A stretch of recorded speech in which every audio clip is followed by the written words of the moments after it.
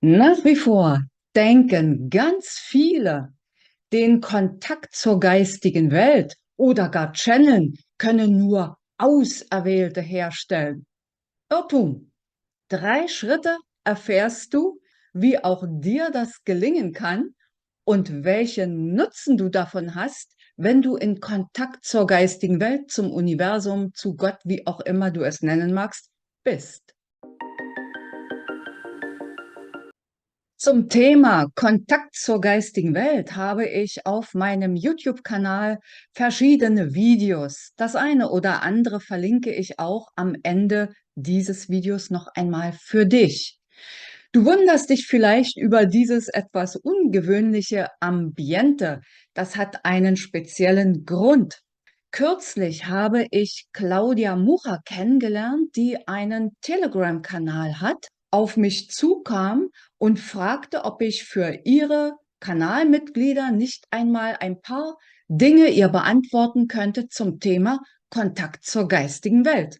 Also hat sie mit mir ein Interview gemacht, ein sogenanntes Seelengespräch, wie sie es nennt. Und unser Seelengespräch kannst du als Podcast hier im Anschluss an diesen kleinen Einstieg jetzt hören. Er gibt dir Antwort auf die Fragen, die ich hier eingangs gestellt habe, und du erfährst auch noch ein kleines bisschen mehr über mich. Den Telegram-Kanal von Claudia verlinke ich hier unten drunter in der Infobox. Schau einfach mal. Vielleicht ist das für dich interessant, dort bei Claudia auch mal vorbeizuschauen. Ein Hinweis vielleicht noch. Claudia hatte mir zwar im Vorfeld gesagt, worum es thematisch geht, jedoch welche Fragen sie stellen würde, die hat sie geheim gehalten. Das heißt, ich musste ad hoc sofort antworten. Und insofern ist es vielleicht ganz interessant für dich, auch neben diesem Gespräch nochmal das eine oder andere Video von diesem Kanal dir anzuschauen, wenn du vertiefend noch etwas wissen möchtest. Am Ende werde ich mich nicht noch einmal melden.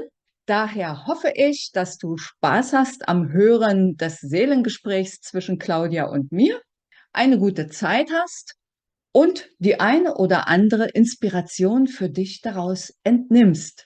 An dieser Stelle verabschiede ich mich schon mal, wünsche dir eine tolle Zeit und sage Tschüss. Hallo ihr Lieben, ich habe heute einen neuen Gast zum Interview. Sie heißt Amarana Karen Zülke. Ich grüße dich, liebe Karen. Gruß zurück, liebe Claudia. Schön, dass du da bist. Danke für die Einladung. Sehr gerne. Es gibt also heute ein Seelengespräch mit Amarana Karen. Liebe Karen, erzähl uns doch etwas zu deinem Namen Amarana. Wie bist du dazu gekommen? Ich bin zu dem Namen gekommen wie die Jungfrau zum Kind. Ich meditiere schon sehr lange, regelmäßig, täglich. Und irgendwann in einer Meditation im Jahre 2019 wurde mir dieser Name aus der geistigen Welt übermittelt, mit der Bitte, ihn fortan auch zu nutzen, zu meinem normalen bürgerlichen Namen dazu. Ich habe mich mit Händen und Füßen dagegen gewehrt. Ich dachte mir, wer braucht denn sowas? Und habe es erstmal ad acta gelegt. Aber immer wieder in Meditationen kam so der sanfte Hinweis, den Namen Amarana doch zu nutzen. Und seit Mitte 2021, sage und schreibe 2 Jahre später, mache ich das Ganze auch. Sehr schön. Danke.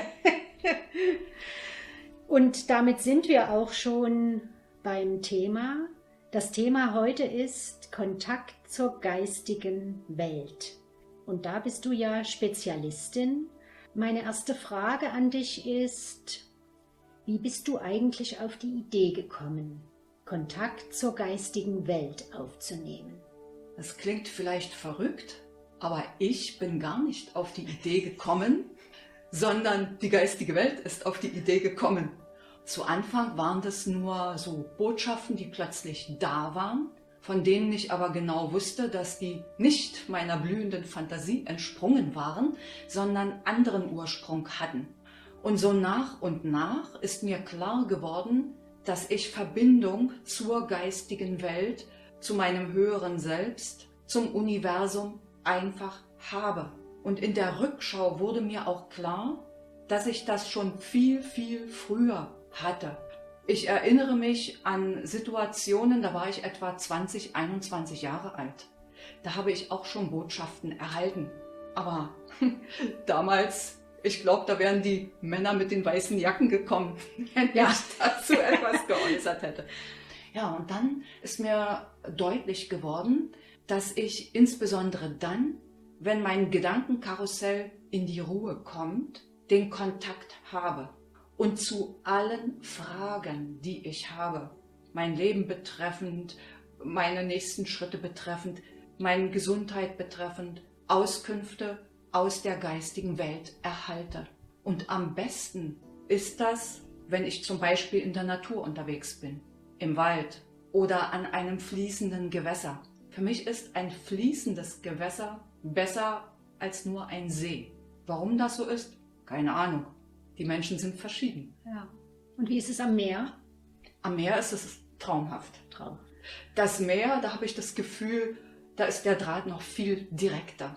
Ja. Und am liebsten würde ich am Meer wohnen, tue ich aber nicht. Ja, vielleicht ist das mein nächstes Ziel, was meinen Wohnort betrifft. Ja. Keine Ahnung. Ja, schauen wir mal. Wann bist du das erste Mal in ein Channeling gegangen? Kannst du das noch so sagen oder kannst du das erinnern?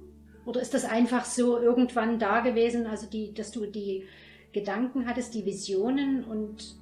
Ich erinnere mich an die Zeit, also wo ich bewusst die geistige Welt gefragt habe, das fing vor etwa 8 Jahren an. Da habe ich gemerkt, dass ich auf meine Fragen direkte Antworten bekomme. Ich habe es in der ganzen ersten Zeit aber ausschließlich für mich persönlich genutzt. Und erst späterhin, sehr viel später, habe ich das Ganze auch gemacht, zum Beispiel auf meinem YouTube-Kanal, um andere an Botschaften aus der geistigen Welt teilhaben zu lassen. Das war sehr viel später. Das habe ich, glaube ich, das erste Mal im vergangenen Jahr gemacht oder diesem Jahr. Ich kann es jetzt gerade aus dem Hut nicht so schnell sagen. Für mich selbst seit etwa 8 Jahren, seit ich täglich meditiere. Okay. Und wie nimmst du jetzt Kontakt auf? Kannst du das beschreiben für die Zuhörerinnen? Mal abgesehen davon, dass ich im Grunde jetzt permanent on bin, also wie Standleitung zur geistigen Welt, wenn ich das ganz bewusst machen möchte, zum Beispiel mache ich meine typische Sonntagsmeditation, dann komme ich in die Ruhe. Ich mache das als Gehmeditation. Also ich gehe durch diese regelmäßigen, gleichmäßigen Schritte, das hat was Meditatives an sich, merke ich, dass meine Gedanken zur Ruhe kommen. Also weniger schnell sich das Karussell da im Kopf dreht. Und dann habe ich eine, wie soll ich das sagen, eine Entität, mit der ich konkret Kontakt aufnehme. Die hat sich mir irgendwann offenbart. Es ist eine weibliche, eine mütterlich-weibliche Energie. Und die spreche ich konkret an, wenn ich für mich persönlich Informationen haben möchte. Und hat die auch einen Namen? Die hat einen Namen. Und verrätst du den? Nö. Nee. Okay. Das ist mein Geheimnis, wa? Gut. Und wenn ich für andere, also zum Beispiel in einem YouTube-Video, ich bekomme einen Impuls aus der geistigen Welt, wir haben eine Botschaft für deine Zuseher und Zuhörer. Und dann richte ich mich ganz konkret an den grün-goldenen, licht- und liebevollen Aspekt der Urquelle. Mein Gefühl ist, dass der Raum dann noch wesentlich breiter und weiter wird. Ich spüre das auch in mir. Deswegen die Botschaften, die dann kommen, die nehme ich grundsätzlich nicht per Video auf, sondern nur per Audio. Einfach weil es meinen ganzen Körper rüttelt und schüttelt. Das fängt keine Kamera mehr ein. Ja. Und die Botschaften kommen auf verschiedenen Wegen. Auch was die Zuhörer hier auf deinem Kanal angeht. Die können kommen als gehörte Botschaften, als visuelle Eindrücke, also Bilder oder Farben, als Gefühle, dass etwas weit wird oder eng wird, aber auch als sogenanntes Hellwissen. Das heißt, das ist wie ein Download Bei mir persönlich ist der visuelle Kanal nicht so besonders gut ausgeprägt. Dafür der Hörkanal und der Fühlkanal und auch das sogenannte Hellwissen. Da passiert etwas und ich weiß, was Phase ist. So einfach. Das ist im Laufe der Zeit übt man das. Ja, Einfach durch die tägliche Meditationspraxis. danke. Sehr schön. Hast du noch ein Schlusswort, was du gerne Ja. ausgeben würdest? Ja, aus meiner Sicht hat jeder Mensch seine individuelle Wahrheit nach seinen individuellen Wahrnehmungsfiltern. Und aus meiner Sicht macht es nicht so viel Sinn, wenn irgendwelche Fragen, die einen persönlich betreffen, auftreten, Hinz und Kunst danach zu fragen. Fragst du 5 Leute, kriegst du 5 verschiedene Antworten. Aus meiner Sicht ist es besser, sich an seine persönliche Seelenbegleitung zu wenden und mit der in Kommunikation die richtigen, die maßgeschneiderten Antworten zu erhalten. Sehr schön. Vielen Dank, liebe Amarana Karen Zülke. Ich danke dir, dass du dir die Zeit genommen hast. Und ich danke dir, liebe Claudia, für die Einladung. Das war toll. Und euch tschüss.